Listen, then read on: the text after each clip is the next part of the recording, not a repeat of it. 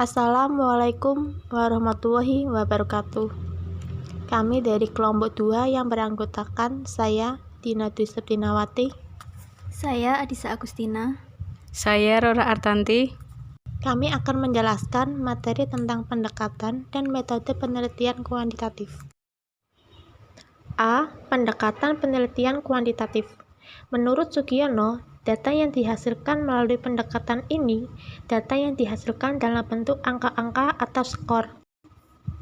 Pengertian penelitian kuantitatif. Menurut Sugiono, menjelaskan bahwa pendekatan kuantitatif merupakan penelitian yang berlandaskan pada filsafat positivisme untuk meneliti populasi atau sampel tertentu dan pengambilan sampel secara random dengan pengumpulan data menggunakan instrumen analisis data bersifat statistik. Istilah-istilah dalam pendekatan penelitian kuantitatif. Yang pertama yaitu variabel. Sesuatu yang berubah-ubah yang ditetapkan peneliti. Contohnya, kemampuan pemecahan masalah, model pembelajaran, motivasi belajar, dan lain-lain. Yang kedua yaitu hipotesis atau dugaan sementara. Suatu penjelasan tentatif, jawaban sementara terhadap masalah penelitian, disusun berdasarkan penafsiran yang mendalam tentang latar belakang teori dan bukti-bukti empirik yang berfungsi menuntun dan menjelaskan sifat-sifat tertentu yang menjadi pusat perhatian peneliti. Proses penelitian kuantitatif bersifat linear karena langkah-langkahnya jelas, antara lain 1. Rumusan masalah. Masalah merupakan penyimpangan aturan dari apa yang seharusnya dengan apa yang terjadi sesungguhnya. 2. Landasan teori. Untuk menjawab rumusan masalah yang sifatnya sementara atau berhipotesis, maka peneliti dapat membaca referensi teoritis yang relevan dengan masalah dan berpikir. 3. Untuk menguji hipotesis tersebut, peneliti dapat memilih metode atau strategi atau pendekatan atau desain penelitian yang sesuai. 4. Pengumpulan data. A. Pengembangan dan pengujian instrumen.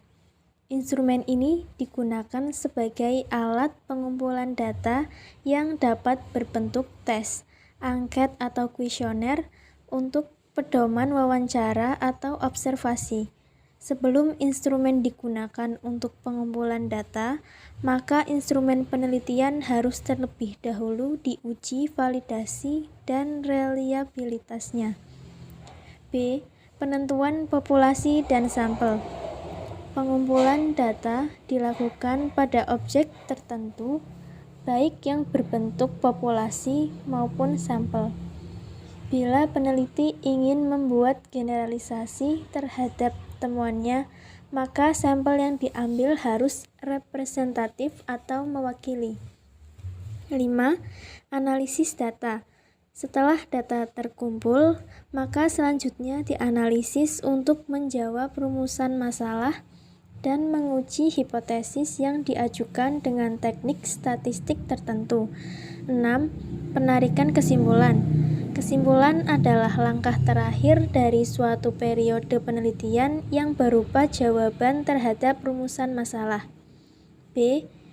Metode penelitian kuantitatif. Pengertian metode penelitian kuantitatif. Sugiono menjelaskan bahwa metode penelitian yang berlandaskan pada filsafat positivisme yang digunakan untuk meneliti pada populasi atau sampel tertentu, pengumpulan data menggunakan instrumen penelitian, analisis data bersifat kuantitatif atau statistik, dengan tujuan untuk menguji hipotesis yang ditetapkan. Metode kuantitatif digunakan apabila 1. Masalah yang merupakan titik tolak penelitian sudah jelas. 2. Peneliti ingin mendapatkan informasi yang luas dari suatu populasi. 3. Ingin mengetahui pengaruh perlakuan atau treatment tertentu terhadap yang lain. 4. Peneliti bermaksud menguji hipotesis penelitian. 5. Peneliti ingin mendapatkan data yang akurat berdasarkan fenomena yang empiris dan dapat diukur. 6. Ingin menguji terhadap adanya keraguan-raguan tentang validitas pengetahuan, teori, dan produk tertentu. Jenis metode penelitian kuantitatif. 1. Metode deskriptif, yaitu metode penelitian yang ditujukan untuk menggambarkan fenomena-fenomena yang ada, yang berlangsung pada saat ini atau saat yang lampau. Contoh penelitian deskriptif di bidang pendidikan dan kurikulum. Yang kedua, metode survei, yaitu metode yang digunakan jika peneliti ingin mencari bagaimana anggota dari suatu populasi tersebar dalam satu atau lebih variabel seperti usia, etnis, jenis kelamin, agama, dan lain-lain. Contohnya penelitian hubungan antara tinggi badan dengan prestasi kerja di bidang pemasaran.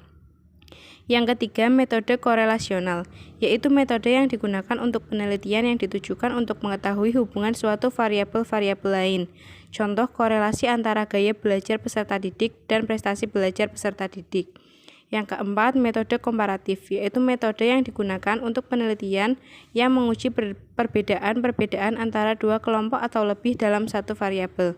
Contohnya perbedaan tingkat pemahaman IT berkaitan dengan kelengkapan fasilitas IT di sekolah. Yang kelima, metode eksperimental, yaitu metode yang bersifat validation atau menguji pengaruh satu atau lebih variabel terhadap variabel lain. Contoh, pengaruh media ilustrasi terhadap kemampuan musikal. Yang keenam adalah metode ex post facto, yaitu metode yang digunakan untuk meneliti hubungan sebab akibat yang tidak dimanipulasi atau diberi perlakuan oleh peneliti. Contohnya adalah pengaruh motivasi dan minat terhadap prestasi siswa. Sekian dari kami, terima kasih.